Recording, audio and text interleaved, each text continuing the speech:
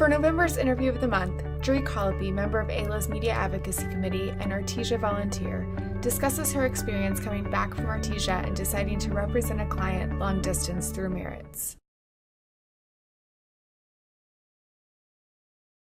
I think all the cases are worth it, and I really wanted to, when I was there, I wanted to take more than one, but given all of my other obligations, that just wasn't feasible and wouldn't have been fair to the clients. But I wanted to do my part and really take one through to the end. This client in particular, I had spent a lot of time with when I was there because I represented her in her bond hearing, which was about a 3-hour hearing. It was at the time when the bonds hearings were essentially mini merits hearings. So I got to know her story in a more detailed way than some of the other women that I met with when I was there. And I think they're all compelling stories. Every woman that I met with had at least a feasible claim for asylum, and I think they're all compelling, and I wish that everyone could be represented through to the merits, and that's what we're trying to do, I know. But her story in particular, I felt was very compelling. She's a very credible person. She refused to sign the CBP question and answer interrogation forms because she knew that would mean that she would be deported, and she knew that she couldn't be deported, and she just kind of impressed me with her strength as almost a self-advocate and fighting for her rights. And so I wanted to really help her present her case in the most effective way possible, and I wish I could do that for everybody. It's a pretty complex process for anyone who's represented people who are detained before. It's somewhat similar, but it's way more complex because of the due process issues that are just so much more flagrant there in Artesia.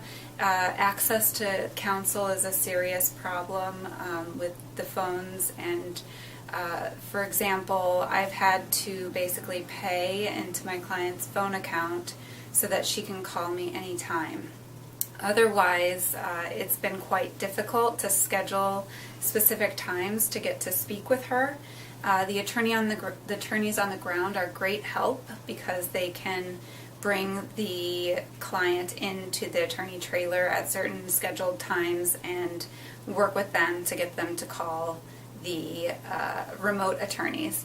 But there's of course times when you need to speak with your client and you want them to be able to call you if something happens without having to go through that scheduling process. And so the clients are supposed to have access to counsel, but what we have found in practice is that the only way they can really call their remote attorneys is by the prepaid phone system. And so that's how I've been contacting my client, is by paying into her phone account so she can call me. But everything takes longer. Everything's a little more complex and takes a little more determination.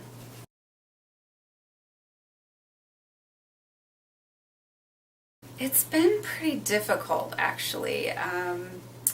When I was there, everything happened so quickly, and I really wanted to focus on making the most out of every second while I was there and helping as many people as I possibly could. And so you really are running on adrenaline and not really processing a lot of the things that you're seeing. Of course, there's moments where you stop and the emotions kind of overtake you, almost like, I cannot believe this is happening here. That certainly happened to me when I was there, but I think emotionally it didn't really sink in until I came back here and just had that experience and that perspective in mind with everything else that I was doing. So for me, it's been in my head since I got back, and everything relates to it somehow. So it's been hard, but really important work, and it's motivated me to continue and to do more.